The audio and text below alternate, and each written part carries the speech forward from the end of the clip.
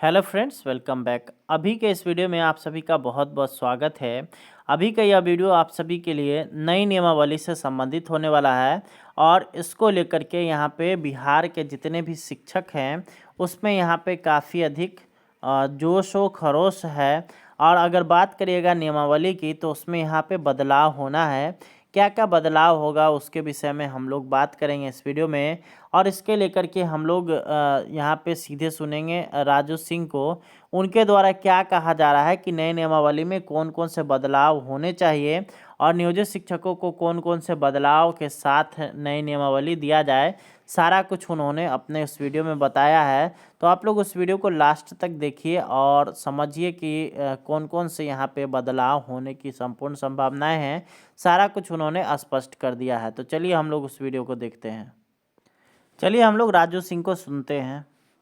तो इसका हम स्वागत करते हैं, कहीं कोई दिक्कत नहीं है। जो हम बच्चों को अध्ययन अध्यापन करवाते हैं, शिक्षा देते हैं स्कूलों में जी, हमारे पाठ्यक्रम आधारित अगर प्रश्न आते हैं तो कोई दिक्कत नहीं है। बिहार सरकार का यह कदम स्वागत योग्य ही है। ठीक है। और अच्छा, लेकिन इसमें दो चार बातें हैं। हाँ बिल्कुल, बताइए। कि बिहार सरकार का जो प्रारूप आया था जी, विशिष्ट शिक्षक नियमावली का, उसमें कहा गया था कि 1 साल के अंदर हम सक्षमता परीक्षा लेंगे। बिल्कुल 3 मौके मिलेंगे। 3 मौके मिलेंगे।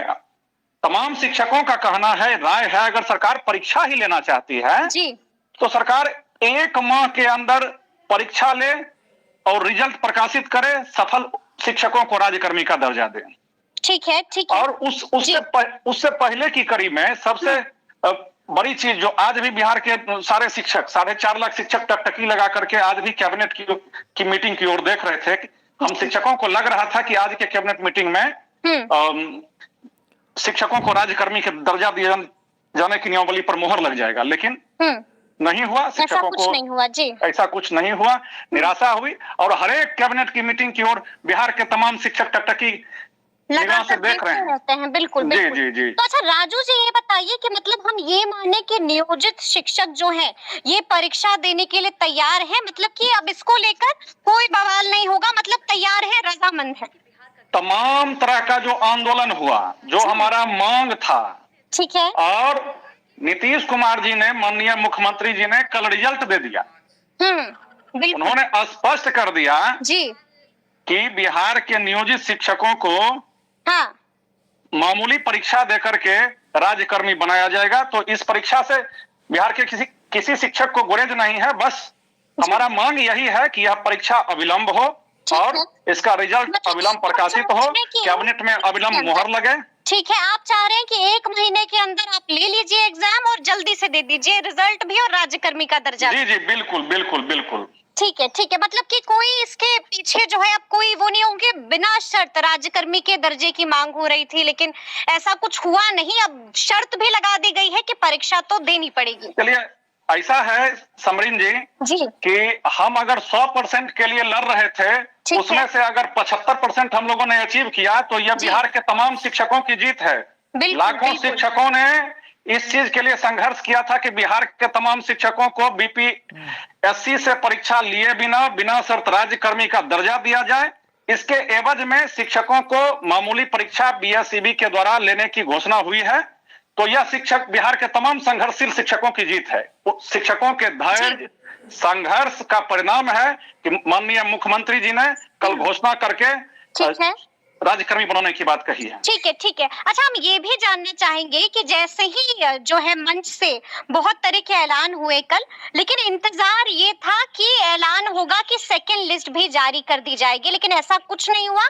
आपको हम बता दें कि अभी गर्दनी बाग में बहुत सारे अभ्यर्थी जुटे हुए हैं, आंदोलन कर रहे हैं और साफ कह रहे हैं कि नियोजित शिक्षकों को हटाइए और उसके बाद जो फ्रेश लोग हैं उन्हें जगह देनी चाहिए। मतलब कि सेकंड लिस्ट जारी करने की भी मांग कर रहे हैं। अभ्यर्थियों की मांग बिल्कुल जायज है और सरकार में बैठे हुए कुछ पदाधिकारियों के मार्ग से भटक जाने के कारण इस बीपीएससी की परीक्षा में नियोजित शिक्षकों को शामिल किया गया। बिल्कुल बिल्कुल, जो पहले से कार्यरत हैं, जो पहले से नौकरी में हैं जी, अब उनको जो है राज्यकर्मी बनने के लिए जो बीपीएससी में शामिल हुए, एक अभ्यर्थी का तो रोजगार चला गया। बिल्कुल जी। सरकार को चाहिए था कि तमाम नियोजित शिक्षक जो अभी भी उत्तीर्ण हैं, जो अपग्रेड हो गए हैं, उनको तो जाने का पूरा आजादी है, लेकिन समान ग्रेड में जो शिक्षक हैं उनको अपने सीट पर ही बीपीएससी के शिक्षकों को मिलने वाली तमाम सुविधाएं और नियमावली से लैस करके एक ही संवर्ग रखा जाए। अध्यापक शिक्षक की जो नियमावली बनी है बीपीएससी शिक्षकों के लिए, वही शिक्षक नियमावली नियोजित शिक्षकों के लिए भी लागू किया जाए और उन तमाम शिक्षकों को जो है अपने पद पे ही तमाम सुविधाएं दे दी जाए और जो पद नियोजित शिक्षकों का खाली बचता है उस पद पर बेरोजगार अभ्यर्थियों को निश्चित रूप से सरकार को मौका देने पर विचार करना चाहिए। जी जी जी। अच्छा, आपको क्या लग रहा है कि सेकंड लिस्ट क्या जारी होगी? सेकंड लिस्ट के जारी होने की क्या संभावनाएं नजर आ रही हैं आपको? जैसा कि अभी मीडिया के द्वारा जानकारी मिल रही है कि लगभग जो है 10,000 या 20,000 पद खाली रह गए हैं। जी। तो निश्चित रूप से 1,20,000 पद सरकार को 75% पद भरना था, तो जो पद खाली रह गया है तो निश्चित रूप से जो है उस पद पे अभ्यर्थियों को मौका मिलना चाहिए। मौका मिलना चाहिए जी। मतलब आपको लग रहा है, उम्मीद आप चाह रहे हैं कि सेकंड लिस्ट जल्द से जल्द जारी हो, जी, लोगों को उनका हक मिले। बिल्कुल बिल्कुल। आखिरी सवाल आपसे पूछेंगे राजू जी कि लगातार जो है हम देख रहे हैं कि लगातार कई सारी उम्मीदें होती हैं अभ्यर्थियों की, नियोजित शिक्षकों की भी बहुत सारी उम्मीदें होती हैं, तो क्या कुछ और उम्मीदें थी कल कि मुख्यमंत्री जब कल मंच पर होंगे 2 नवंबर को, जब इतने ज्यादा बड़ी तादाद में शिक्षकों को संबोधित करेंगे, तो क्या कुछ ऐलान चाह रहे थे नियोजित शिक्षक? देखिए, ऐसा है समरीन जी, बिहार के तमाम शिक्षक, मैंने जैसा कि कहा, वर्षों से संघर्षरत हैं और ठीक है, अब यह दूरी राज्यकर्मी और परीक्षा के बीच की जो दूरी है, ये दूरी हमसे बर्दाश्त नहीं हो रही है, शिक्षकों से बर्दाश्त नहीं हो रही है और असीम धैर्य का परिचय बिहार के नियोजित शिक्षक दे रहे हैं। बिल्कुल बिल्कुल। सरकार अगर कह रही है कि हम मामूली परीक्षा लेंगे तो वो देने के लिए भी हम तैयार हैं, लेकिन यह तमाम चीज जो है अविलंब हो जाए और चूंकि कैबिनेट का मुहर लगना जरूरी है। बिल्कुल, परीक्षा होने से पहले आवश्यक है कैबिनेट का मुहर लगना। जी बिल्कुल। तो हम सरकार से मांग करते हैं कि अविलंब कैबिनेट की,